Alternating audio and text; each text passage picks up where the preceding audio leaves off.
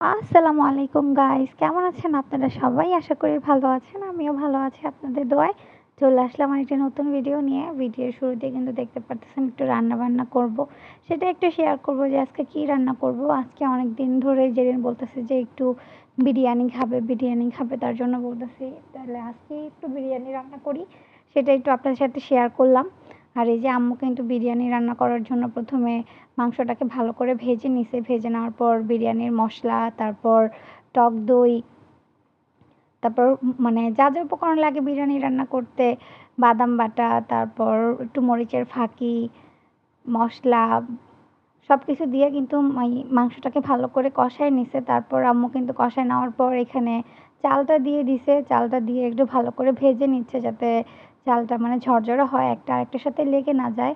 আর এমনিতেও কিন্তু পোলাও রান্না করলে ওইভাবে চালটা একটু হালকা তেলের সাথে ভেজে নিলে পোলাওটাও ঝরঝরে থাকে।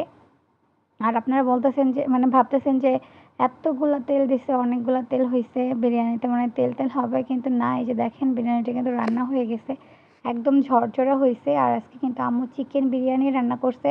আর জেরিনের এটা কিন্তু অনেক পছন্দ, তার জন্য আম্মু রান্না করছে। প্রথমে কিন্তু জেরিনরেই দিতেছে আম্মু খাওয়ার জন্য, তারপর আমরাও একসাথে বসছি। এই যে ওইখানে তাজের বাবা বসছে আর এই যেখানে জেরিন বসে পড়ছে খাওয়ার জন্য। আর বিরিয়ানিটা কিন্তু অনেক মজা হয়েছিল। আর দুপুরে খাওয়া দাওয়া শেষ করে রাত্রে আমরা একটু বাহিরে গেছিলাম ঘোরাঘুরি করার জন্য। সেখানে আমার একটা ফ্রেন্ডের সাথে দেখা হয়ে গেছিল।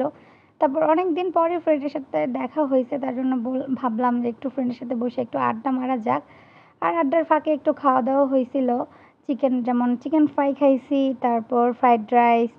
আর আমি একটা পাস্তা নিয়েছিলাম, পাস্তাটা অনেক মজা ছিল। আর প্রথমে চিকেন ফ্রাইটা ট্রাই করছি। চিকেন ফ্রাইটা আমার কাছে তেমন একটা ভালো লাগে নাই। মানে কেমন জানি লাগছে, মানে যেমন নরমালি চিকেন ফ্রাই হয় তেমন হয় নাই। আর এটা কিন্তু আমাদের এলাকারই একটা রেস্টুরেন্ট।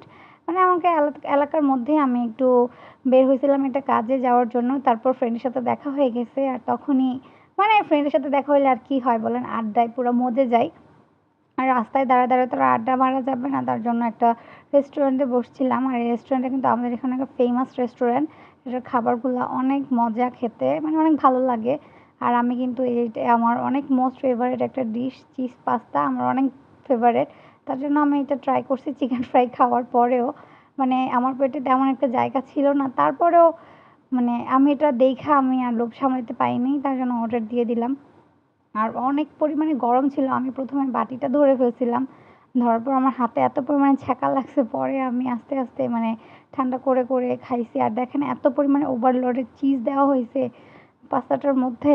মানে এটা মানে আমি চিজটা আমার কাছে এত ভালো লাগে খেতে। মানে অনেকের কিন্তু দেখবেন চিজ একদম পছন্দ না, কিন্তু আমার চিজ অনেক পছন্দ। আমার আর জেরিনের। আমার আব্বু চিজ একদম পছন্দ করে না।